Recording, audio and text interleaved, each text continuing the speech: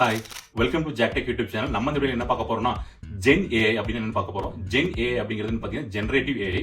So இந்த generative ஏஐனா என்ன, typical நம்ம யூஸ் பண்ணிட்டு இருக்க ஏங்கிற டேம்ன்றது ஜென் ஏங்கிற டேம் எப்படி வேறுபடுது அப்படிங்கிறத இந்த வீடியோல பார்க்கலாம். வாங்க வீடியோக்குள்ள போகலாம்.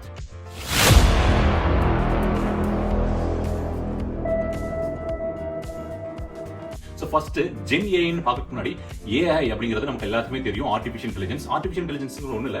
நீங்க ஒரு இன்டர்நெட்ல for example India top 10 tourist places in இந்தியான்னு கேட்டீங்கன்னா அது உங்களுக்கு வந்து பாத்தீங்கன்னா டிஃபரெண்ட் பிளேசஸ் வந்து உங்களுக்கு காமிக்கும். அது எப்படி பண்ணுதுன்னா இன்டர்நெட் வந்து பாத்தீங்கன்னா ஒரு லார்ஜ் டேட்டா பேஸ். அது நமக்கு வந்து டேட்டாவை நம்ம கொடுத்துருக்கோம். ஸோ நீங்க என்ன கேட்கறீங்களோ அந்த கீவேர்டை மேட்ச் பண்ணி அதுக்கான டேட்டாஸை கொடுக்குது. ஸோ இந்த இன்டர்நெட்டே வந்து பாத்தீங்கன்னா நீங்க ஆர்டிஃபிஷியல் இன்டெலிஜென்ஸ் சொல்லலாம். ஸோ இந்த ஆர்டிஃபிஷியல் இன்டெலிஜென்ஸ் டேம் வந்து இப்பதான் ரீசெண்டா வந்து நமக்கு வந்து இந்த டேம் வந்து ஃபெமிலியர் ஆயிட்டு இருக்கு. பட் வந்து இது 1950s 60sலயே வந்து பாத்தீங்கன்னா உங்களுக்கு அந்த டேம் தான் இன்டர்நெட்ங்கிறத வச்சு நம்ம யூஸ் பண்ணிட்டு இருக்கோம்.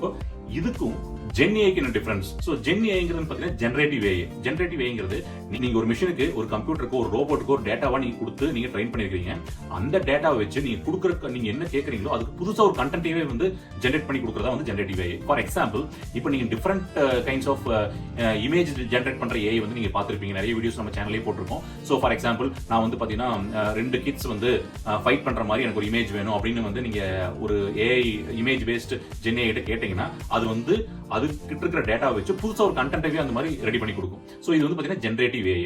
இதுவே வந்து இன்டர்நெட் நார்மலா வந்து ஒரு கூகுள்ல வந்து சர்ச் பண்ணீங்கன்னா ஒரு டேட்டாவை நீங்க ஏதாவது கேட்டீங்கன்னா அதுல இருக்கிற டேட்டா பேஸை வச்சு தான் உங்களுக்கு கொடுக்குமே தவிர புதுசா ஜெனரேட் பண்ணி கொடுக்காது. சோ இதுதான் வந்து நார்மல் ஒரு ஏஐக்கும் ஜென் ஏஐக்கும் இருக்கிற டிஃபரன்ஸ். ஒரு இந்த ஜென் ஏஐல வந்து பாத்தீங்கன்னா நெட்ஸ் இருக்கு.